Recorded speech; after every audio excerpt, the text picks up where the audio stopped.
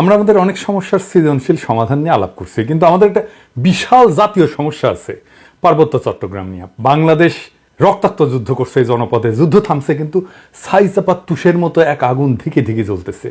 পাহাড় আর সমতলের জনগোষ্ঠীর মধ্যে সন্দেহ আর অবিশ্বাসের বাতাস লঘু হইয়া যায় নাই। আমি মাঝে মাঝে ভাবি, যারা রাষ্ট্র চালায় তারা কি আদৌ সমস্যাগুলো নিয়ে ভাবেন? কিভাবে এটা সমাধান করা যায় এটা নিয়ে ভাবেন? ভাবলে, আন্তরিকভাবে চেষ্টা করলে তো এই সমস্যা একেবারে দূর না হোক, অনেকটা তো সহনীয় করে ফেলা যায়। রাষ্ট্র সবসময় অপদার্থরা চালায়, তাই কখনো আমরা ভাবতেই পারি না সমস্যাকে দূর করতে হলে কি কি কাজ করতে হবে, কিভাবে সৃজনশীলভাবে সমস্যার সমাধান করতে হবে। আজ আমি পার্বত্য চট্টগ্রাম ইস্যু নিয়ে আলাপ করব। আমার আলাপে সব সমস্যার সমাধান থাকবে না, তবে অন্তত একটা বড় সমস্যার সমাধানের বিষয়ে আলাপ করব। আশা করি বাংলাদেশের আপামর জনসাধারণ, সমতল এবং পাহাড়ের জনগণ আমার এই আলাপটাকে গ্রহণ করবেন। আসেন আল্লাহর নামে শুরু করি। এখন আলাপ হইতেছে আদিবাসী না উপজাতি এই বিষয় নিয়ে। আমি এই আলাপে এখনই ঢুকবো না, একটু টাচ করব আমার এপিসোডের একদম শেষ দিকে। আমার মতে সমস্যার মূলটা এই জায়গায় না, মূলটা মূলত দুইটা জায়গায়, একটা স্থানীয় আর একটা আন্তর্জাতিক। আন্তর্জাতিক বিষয়টা আমি প্রথমে আলোচনা করব, কারণ পার্বত্য চট্টগ্রাম নিয়ে আলাপ করার সময় সেই আন্তর্জাতিক প্রবলেমটা, সমস্যাটা, যেখানে ভারত একটা গুরুত্বপূর্ণ ফ্যাক্টর, সেটারে মাথায় রাখলে আমাদের বিষয়টা বুঝতে সুবিধা হবে এবং সমাধানের পথটা ভাবতেও সুবিধা হবে। আসেন এই দুইটা বিষয় কি কি। ভারত মনে করতো যে পার্বত্য চট্টগ্রামের নাগা এবং মিজো বিদ্রোহীরা লুকায় আছে এবং তাদেরকে পাকিস্তানের গোয়েন্দা সংস্থা আইএসআই সাহায্য করে।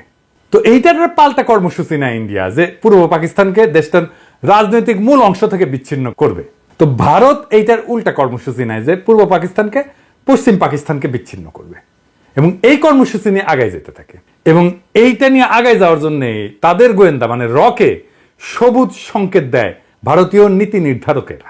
অনেক পরে ভারতের গোয়েন্দা সংস্থা তার কর্মকর্তা বি রমন এই সম্পর্কে বলছেন যে এই যে পূর্ব পাকিস্তান থেকে ভারতের উত্তর পূর্বাঞ্চলে আইএসআই চালানো কার্যক্রমের অবসান ঘটাইতে ইন্দিরা গান্ধী পূর্ব পাকিস্তানের বাংলাভাষীদেরকে পাকিস্তান থেকে বিচ্ছিন্ন হওয়া এবং বাংলাদেশ নামে একটা পৃথক রাষ্ট্র প্রতিষ্ঠার ব্যাপারে সহায়তা করতে হবে এই সিদ্ধান্ত নেয়। এটা বি রমনের বইয়ে লেখা আছে।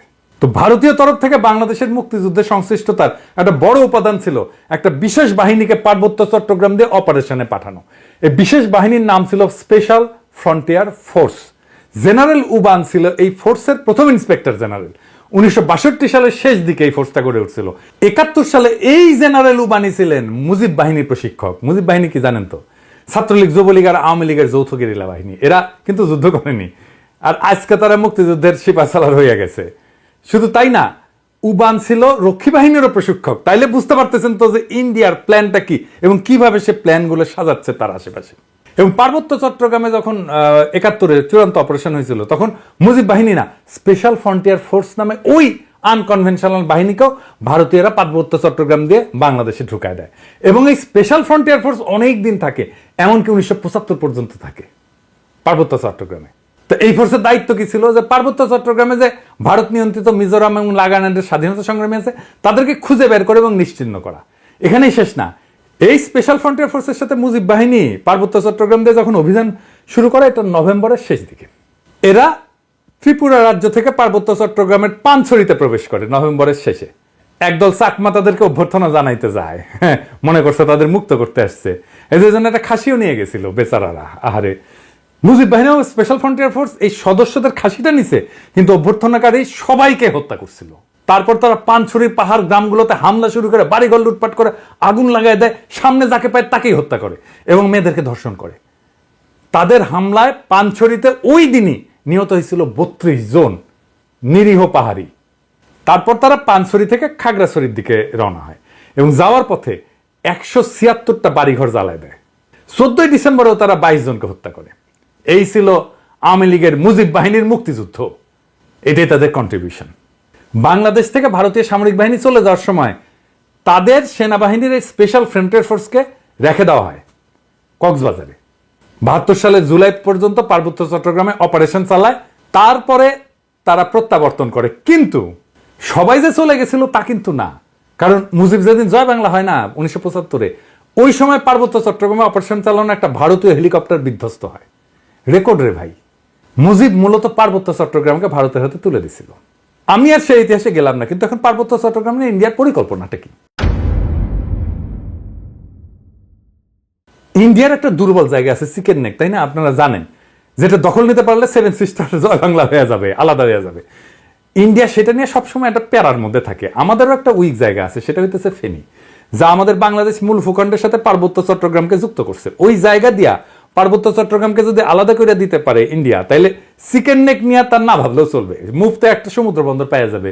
তাই সে পার্বত্য চট্টগ্রামের সবসময় বিচ্ছিন্নতাবাদীদেরকে অকাতরে সাপোর্ট দেয়, শান্তি বাহিনীকে সাপোর্ট দিচ্ছে, কুকিজিনদের সাপোর্ট দেয়। তারা জানে পার্বত্য চট্টগ্রাম যদি বিচ্ছিন্ন হয়ে আলাদা রাষ্ট্র হয়ও, তাইলে এই ল্যান্ড লক একটা অতি অল্প জনগোষ্ঠীর ভূখণ্ডের ইন্ডিয়ার উপরে সর্বাংশে নির্ভর করা ছাড়া আর উপায় নাই। আর ওই অংশটা ইন্ডিয়া খাইয়া ফেলতে কোনো সমস্যা হবে না তখন। তবে আমরা এই সমস্যার কথা কম বেশি সবাই জানি। যে দ্বিতীয় যে সমস্যা, যেটার কথা আমরা একেবারেই জানি না, আলাপ করি না, সেই সমস্যাটা কি? আসেন সেটা নিয়ে আলাপ করি। এটা খুবই জটিল এবং কম আলোচিত সমস্যা। এই প্রসঙ্গে আমি আর একটা আলোচনা করে নিই, আপনাদের বুঝতে সুবিধা হবে। হংকং আর চায়না মেনল্যান্ড, এই দুইটা ভূখণ্ড কিন্তু একই দেশের হইলে সিস্টেম আলাদা, অর্থনৈতিক সিস্টেম আলাদা। হংকং অশান্ত না? আপনি একই দেশের দুইটা সিস্টেম করলে সেটা অশান্তির একটা বীজ হয়ে থাকে, যদি খুব ভালোভাবে ম্যানেজ করা না যায়। কারণ দেশ বা রাষ্ট্র একটা শরীরের মতো, এটা একটা রাজনৈতিক অর্থনৈতিক সংহতির দরকার পড়ে। ইকোনমিক সিস্টেম আলাদা হইলে রাজনৈতিক সংহতি রক্ষা করা দূর হয়ে যায়। কেন? মার্কস বলছেন যে রাজনীতি হচ্ছে অর্থনীতির একটা ঘনীভূত রূপ। অর্থনীতি যেমন, সেটাই রাজনীতি হইয়া দেখা দেয়। কথাটা খুবই সত্য কথা। একটা দেশের ইকোনমি যেমন, তার রাজনীতিটাও তেমন। এটা নিয়ে পরে আবার বিস্তারিত আলাপ করা যেতে পারে, কিন্তু আপাতত আজকাল আলাপের জন্য এইটুকু জানলেই চলবে। পার্বত্য চট্টগ্রামের ইকোনমি কি আলাদা? হ্যাঁ, আলাদা। ওদের ইকোনমি ভূমি নির্ভর। ওদের বর্তমান ভূমির মালিকানা ব্যবস্থা খুবই জটিল এবং বহুমুখী একটা কাঠামোর উপর প্রতিষ্ঠিত, যা ঐতিহাসিক, সামাজিক, সাংস্কৃতিক এবং প্রশাসনিক অনেকগুলো কারণের মিশ্রণ। তিনটা স্তরে এদের ভূমি ব্যবস্থাপনা। এক নাম্বার, ঐতিহ্যবাহী ভূমি মালিকানা ব্যবস্থা। এটাই সবচেয়ে বড় ভূমি ব্যবস্থাপনা। আনুমানিক 50 থেকে 60% ভূমি এই ঐতিহ্যবাহী ব্যবস্থাপনার আওতায় পড়ে। কেমন সেটা? এইটা গোষ্ঠীভিত্তিক মালিকানা, কোনো ব্যক্তি মালিকানায় না। পার্বত্য অঞ্চলের প্রধান জনগোষ্ঠী যেমন চাকমা, মারমা, ত্রিপুরা এবং অন্যান্য গোষ্ঠীগুলা তাদের নিজস্ব ঐতিহ্যবাহী ভূমি ব্যবস্থাপনা পদ্ধতি অনুসরণ করে। এই ব্যবস্থায় জমির মালিকানা সাধারণত পরিবার বা গোষ্ঠীর মধ্যে থাকে। এটা একটা মৌখিক ঐতিহ্য, লেখাপড়া কিন্তু নাই, কোনো দলিল নাই। জমি ভোগ, দখল এবং ব্যবহার করার অধিকার আছে, কিন্তু সেটা আইনগতভাবে নথিভুক্ত না। জুম চাষ হয় না পাহাড়ে, এই জুম চাষের জন্য যে ভূমি, সেইটা কিন্তু এই ঐতিহ্যবাহী কৃষি পদ্ধতি এবং এই ভূমি মালিকানায়। এখানে জমি ব্যক্তিগত মালিকানা না, বরং গোষ্ঠীগত মালিকানায় পরিচালিত হয়। 2 নাম্বার মালিকানা হচ্ছে সরকারি ভূমি মালিকানা। সরকার যেটাকে রিজার্ভ বন ঘোষণা করছে, এটা সরকারের মালিকানা। পার্বত্য চট্টগ্রামের একটা বড় অংশ আমরা জানি যে রিজার্ভ ফরেস্ট বা সংরক্ষিত বন হিসাবে ঘোষিত। এই ভূমি বন বিভাগ দিয়ে নিয়ন্ত্রিত এবং চাষাবাদ এবং বসতি স্থাপন এখানে নিষিদ্ধ। তবে আপনারা জানেন যে পার্বত্য চট্টগ্রামের অধিবাসীরা ঐতিহাসিকভাবে বনের মধ্যে চাষাবাদ করে এবং বসতি স্থাপন করে। তো সরকার যদি নিষিদ্ধ করে দেয়, তাহলে তাদের ঐতিহাসিকভাবে চাষাবাদের পদ্ধতি ছিল, সেটা নষ্ট হয়ে যায় না? এটা মাথার মধ্যে নাই ওদের। কিন্তু এটা একেবারে বন্ধ হয়নি। এই সংরক্ষিত বন এলাকায় অনেক বসতি আছে জনগণের এবং ঐতিহ্যগতভাবে এই ভূমি তারা ব্যবহার করে। এইটাও একটা ভূমি বিরোধের অন্যতম কারণ। 3 নম্বর হচ্ছে সরকারি প্রকল্প। কাপ্তাই হ্রদ বাঁধ প্রকল্পের জন্য ব্যাপক ভূমি অধিগ্রহণ করা হয়েছিল, যা স্থানীয় জনগণের ভূমি হারানোর অন্যতম কারণ হয়ে দাঁড়িয়েছে। আমরা এই প্রসঙ্গে সমাধান পর্বে আলাপ করব। আনুমানিক 25 থেকে 30% ভূমি সংরক্ষিত বনাঞ্চলের অধীনে রয়েছে। আর আইনগতভাবে নথিভুক্ত মালিকানা, যেটা আমরা সমতলে দেখি আর কি, জমি রেজিস্ট্রি, দলিল, এটা দেখি না, এইটা পর্সা টর্সা এগুলো দেখি না, পাকা দলিল। কিছু কিছু এলাকায় ব্যক্তি বা গোষ্ঠী তাদের জমির দলিল নথিভুক্ত করে ফেলছে, তবে এটা খুবই সীমিত এবং এইটা সবসময় সমস্যাযুক্ত। কারণ অনেক জমির মালিকানার বিষয়ে সরকারি রেকর্ড, স্থানীয় ঐতিহ্যবাহী নিয়মের মধ্যে তো সংঘাত আছে, তাই না? এইটা ধরেন 10%-এর মতো। এই ভূমি ব্যবস্থাপনার মূল সমস্যাটা কি? সমস্যা হচ্ছে যে পার্বত্য জনগোষ্ঠী তাদের এই ঐতিহ্যগত নিয়মে জমি ভোগ দখল করলেও সরকারি আইনে তো স্বীকৃত না এটা। তারপর ধরেন উন্নয়ন প্রকল্প, যেমন কাপ্তাই জল বিদ্যুৎ কেন্দ্র এবং সমতলে অনেক মানুষ আসছে পার্বত্য অঞ্চলে, ফলে স্থানীয় জনগণের জমি হারানোর ঘটনা ঘটছে।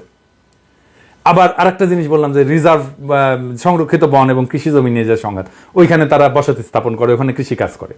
সমতলের অনেকে বলে যে আমরা কেন পার্বত্য চট্টগ্রামে গিয়ে জমি কিনতে পারবো না, ওরা তো এসে সমতলে জমি কিনতে পারে। সমস্যা বুঝছেন তো? আপনি কার কাছ থেকে জমি কিনবেন? দলিলই তো নাই।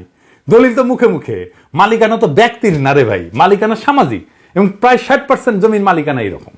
তো এই বাস্তবতাটা তো বুঝতে হবে। দেখেন এই সমস্যার সমাধান কি? ওয়ান কান্ট্রি টু সিস্টেম ব্যবস্থা আমাদের চালাইতে হবে ততদিন পর্যন্ত যতদিন না ব্যাপক সংখ্যাগরিষ্ঠ পাহাড়িরা এই সিস্টেম বদলানোর জন্য দাবি না করে। আমরা এই ব্যবস্থার জন্য হংকং এর অভিজ্ঞতা, স্কটল্যান্ড, উত্তর আয়ারল্যান্ডের অভিজ্ঞতা কাজে লাগাতে পারি। এইটা করে ঐতিহ্যবাহী ভূমি ব্যবস্থাকে আইনি স্বীকৃতি দিতে পারি এবং পুরো পার্বত্য চট্টগ্রামকে আমরা গ্রিন ইকোনমির আওতায় আনতে পারি। তাহলে আমাদের এই ওয়ান কান্ট্রি টু সিস্টেমটা ভালোভাবে বাস্তবায়ন করা যাবে। অর্থনৈতিক উন্নয়ন আর স্বাতন্ত্র্য 2 লক্ষ্যই অর্জিত হবে। পার্বত্য চট্টগ্রামে ব্যাপক অর্থনৈতিক উন্নয়ন করলে, পাহাড়িদের আয় আর জীবনযাত্রার মান বাড়িলে বেশিরভাগ সমস্যার সমাধান হয়ে যাবে। আসেন এই গ্রিন ইকোনমিটা কি আর কিভাবে এটা ইমপ্লিমেন্ট করা যায় সেটা দেখি, বাস্তবায়ন করা যায়। গ্রিন ইকোনমি হলে এমন একটা অর্থনৈতিক ব্যবস্থা যা পরিবেশকে রক্ষা করবে, টেকসই উন্নয়নকে প্রাধান্য দেবে এবং এইটাই প্রাকৃতিক সম্পদের সঠিক ব্যবস্থাপনা, পরিবেশ বান্ধব প্রযুক্তি ব্যবহার এবং সবুজ কর্মসংস্থান তৈরির মাধ্যমে অর্থনৈতিক উন্নয়ন এবং পরিবেশ রক্ষার মধ্যে একটা ভারসাম্য আনবে।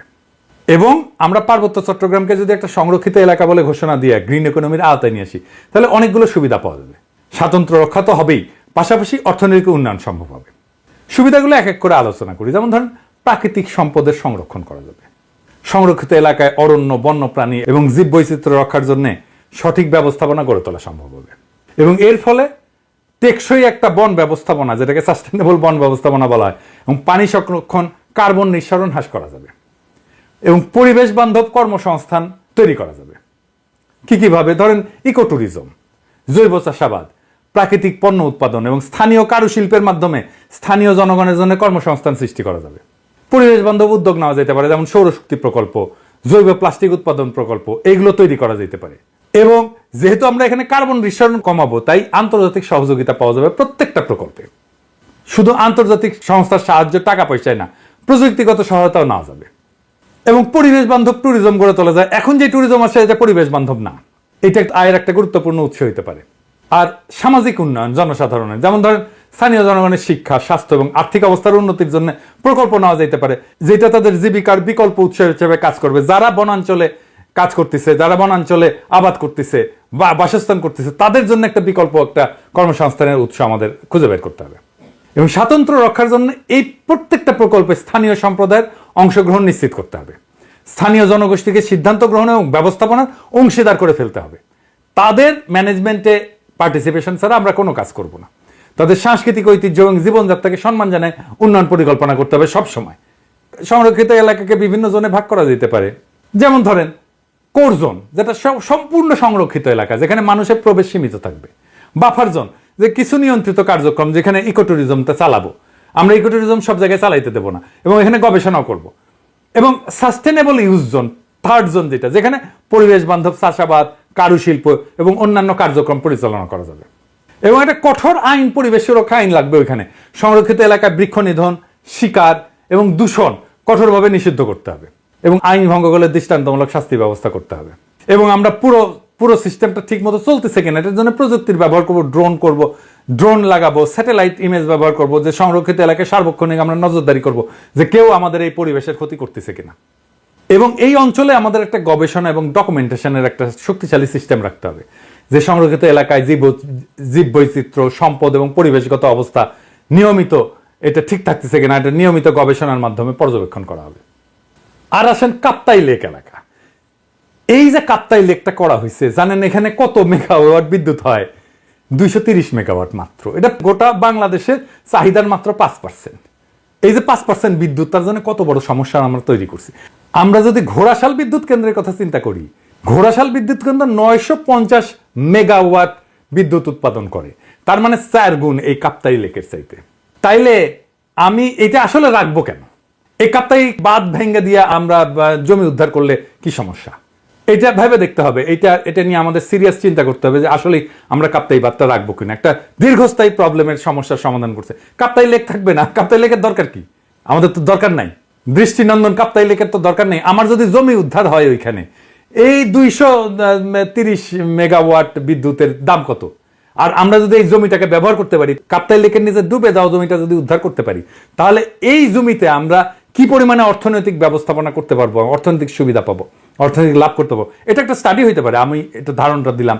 যদি মনে করেন যে স্টাডি করে যদি দেখা যায় যে ওইখানে অর্থনৈতিক সুবিধা যেটা সেটা অনেক অনেক বেশি এই কাপ্তাইয়ের 230 মেগাওয়াটের বিদ্যুতের চাইতে, তাহলে কাপ্তাই বাঁধ আমাদের রেখে লাভ কি? এটা ভেঙে দেওয়া যেতে পারে। আমার মনে হয় যে কাপ্তাই বাঁধ যদি ভেঙে দেওয়া যায় তাহলে আমাদের বেটার ইকোনমিক বেনিফিট আমাদের আসবে। এবার আসেন আদিবাসী ধারণা নিয়ে আমার চিন্তাটা বলি। কেন এইটা অদরকারি আলাপ? কেনই বা সমতলের মানুষ এই চিন্তাটা পছন্দ করে না? সমতলের মানুষ আদিবাসী ধারণা নিয়ে কি মত পোষণ করে সেটা বলার আগে বোমাং রাজা কি ধারণা পোষণ করে সেটা শুনি। আসেন শোনেন, ওনার কথাই শোনেন। আমার নাম অংশপ্রু চৌধুরী। আপনারা বলেন আমরা actually we are not tribal, আমরা আদিবাসী নয়। আমরা ছিলাম বার্মাতি। কারকারের সম্রাট মাংরাজগিরি, উনি বোমাং রাজাকে 1614 সালে গভর্নর অফ চিটাগং, একজন রাজা গভর্নর ছিল। Fifth man entered into Chittagong Hills, বর্ধমানে, বোমাঙ্গি কমলাপুর 1727 সালে। 283 বছর আগে আমরা এখানে যুক্তি। এই যে ইন্ডিজেনাস বা আদিবাসী শব্দটার অর্থ হইল এমন জনগোষ্ঠী বা সম্প্রদায় যারা কোনো নির্দিষ্ট ভৌগোলিক এলাকায় ঐতিহাসিকভাবে বসবাস করে আসতেছে, যারা সেই এলাকার আদি অধিবাসী এবং যাদের ঐতিহ্য সাধারণত ঔপনিবেশিক বা আধুনিক জনগোষ্ঠীর আগমনের পূর্বে গড়ে উঠছে। সহজ বাংলায় বললে ওই অঞ্চলের আদিবাসিন্দা। রেড ইন্ডিয়ানরা যেমন আমেরিকার আদিবাসিন্দা, আপনারা তো সেটা না পাহাড়ি ভাইরা। তারপরে যখন এই শব্দ ব্যবহার করার জন্য চাপাচাপি করেন তখন বাকি দেশের মানুষ এটাকে সন্দেহের চোখে দেখবেই। এটাও বুঝতে হবে। তারা জানে আদিবাসীরা যদি দাবি করে যে তাদের মানবাধিকার লঙ্ঘিত হচ্ছে, তাহলে আন্তর্জাতিক সম্প্রদায় তাদের আলাদা রাষ্ট্রের দাবিকে সমর্থন জানায়, সেই দাবিকে মেনে নিতে বাধ্য করতে পারে। আর আপনাদের তো জুম্মল্যান্ড সংক্রান্ত দাবি আছেই, আর ইন্ডিয়ার তো ফুসলানো আছেই, তাই না? এবং ইন্ডিয়া তো চায় এটাকে আলাদা করে নিয়ে একটা আলাদা তাদের মধ্যে খেয়ে ফেলতে। তো সন্দেহ তো যৌক্তিক। আপনারা যদি মনে করেন আদিবাসী শব্দটা আপনাদের আলাদা সুবিধা দেবে, আপনি বাংলাদেশ রাষ্ট্রের কাছে চান সেই সুবিধা, তাইলে আলাপ তো করা যেতেই পারে ওইটা নিয়ে। কিন্তু সে আলাপে না যায় যদি বলেন দেখিস আকাশে কি সুন্দর চাঁদ উঠিছে, তাহলে হবে? পাহাড়ে সবাই যেমন বিচ্ছিন্নতাবাদী না, এটা যেমন সত্য, তেমন সমতলের সবাই আপনাদের ব্যাপারে ইনসেনসিটিভ বা অসংবেদনশীল না, এটাও তেমন সত্য। তাই আসেন দুই পক্ষকেই বলি, সংঘাত আর অবিশ্বাসের কালকাটায় আমরা নতুন ইতিহাস গড়ি। হাসিনা বিরোধী লড়াইয়ে পাহাড়ি ভাই বোনেরা আমাদের কাঁধে কাঁধ মিলায় লড়াই করছেন। আমরা এই ঐতিহাসিক ঐক্যকে সাথে নিয়ে আগায় যাই। আমরা এমন এক বাংলাদেশ গড়ে তুলি যার গর্বিত মালিক হবে হিন্দু, মুসলমান, পাহাড়ি, সমতলী, চাকমা, বাঙালি সকলেই। বৈচিত্র্যের মধ্যে আমরা গড়ে তুলব এক মহান ঐক্য, এক নতুন বাংলাদেশে, যে বাংলাদেশের স্বপ্ন দেখেই জুলাই আগস্টের হাজারো শহীদেরা চোখ মুছছিল, শেষ নিদ্রায় গেছিল। আসেন আমরা সেই স্বপ্নকে বাস্তব করে তুলি। ইনকিলাব জিন্দাবাদ।